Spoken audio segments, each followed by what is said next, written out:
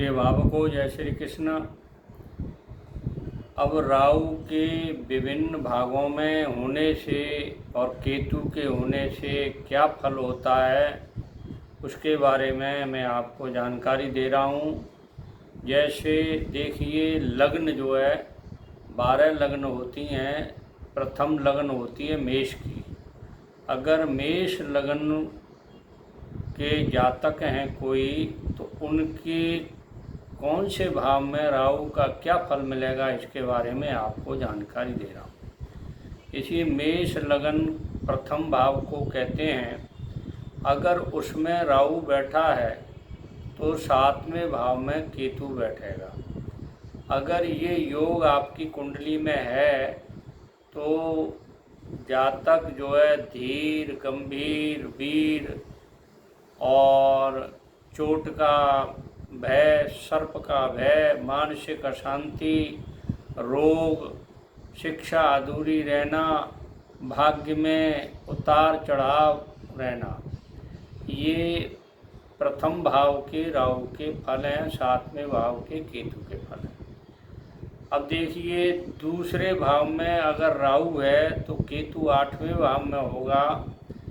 तो इस योग में जातक को पैतृक संपत्ति नहीं मिलेगी, दुर्घटना हो जाती है, कुटुंब से दूर रहना पड़ता है, बाएं अंग में कष्ट होता है, चोट लग सकती है, इकट्ठा किया हुआ धन का नाश होता है, जुआ, सट्टा, शेयर और लॉटरी का लालच होता है।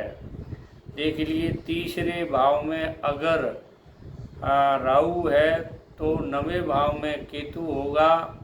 इससे छोटे भाई का सुख पूरा मिलेगा, वो जातक पुरुषार्थी होगा, साहसी होगा और बाधाएं उनको आएंगी पर उन पर विजय प्राप्त होगी।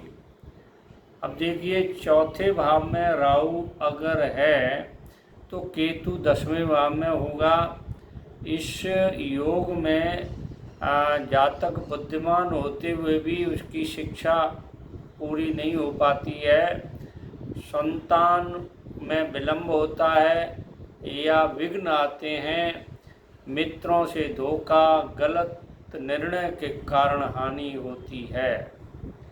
अब देखिए, पंचम भाव में अगर केतु है तो गृहस्थ सुख में कमी, माता पिता का सुख का अभाव, जन्म स्थान से दूर हटना और राजनीतिक सफलता और उच्च पद प्राप्त होता है। षष्ठम भाव में, छठे भाव में अगर राहु है तो 12वें भाव में केतु होगा। अब देखिए, इस योग में जातक को चर्म रोग होंगे, शत्रुओं से हानि होगी, पशुओं से भी हानि हो सकती है, आय कम और व्यय अधिक होगा। सप्तम भाव में अगर राहु है तो केतु लग्न में होगा।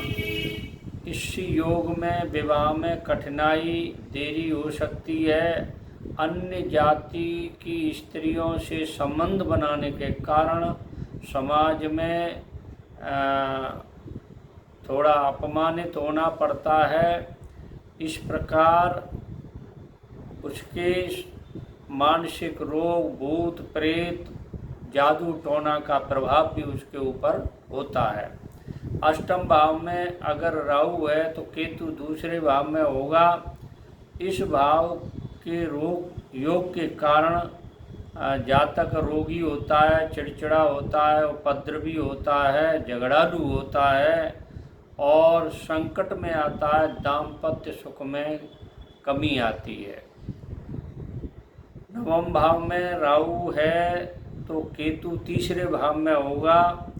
यह योग जो है भाग्योदय करने वाला होता है, अचानक कोई लाभ प्राप्त होता है, थोड़ी सी गलती और नादानी के कारण वापस जमीन पर आ जाता है।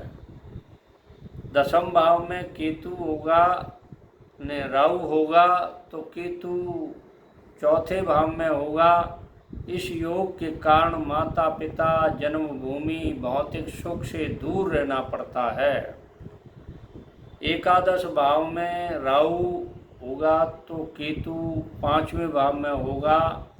इसमें बालक जो, अगर इस परिवार में बालक कोई पैदा होता है तो दादा और पिता की मृत्यु होती है। उस जातक के पेट में रोग होता है, संतान के लिए तरसना पड़ता है,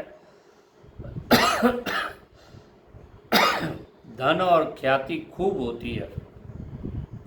देखिए, द्वादश भाव में अगर राहु है तो केतु 6ठे भाव में होगा। जातक निरोग होगा, शत्रु उसके होंगे नहीं, कुत्ता या अन्य जहरीले जानवर से काटने का भय रहता है, सींग वाले पशुओं से भी भय रहता है, और माता से विद्रोह और पिता की सेवा करने वाला होता है। ये मेष लग्न के राहु के विभिन्न भाग में होने के कारण आपको क्या फल मिलता है, इसकी जानकारी मैंने दी है। अगर आप तक ये बात पहुंची हो तो मेरे चैनल को सब्सक्राइब करें, लाइक करें, शेयर करें। जय श्री कृष्ण।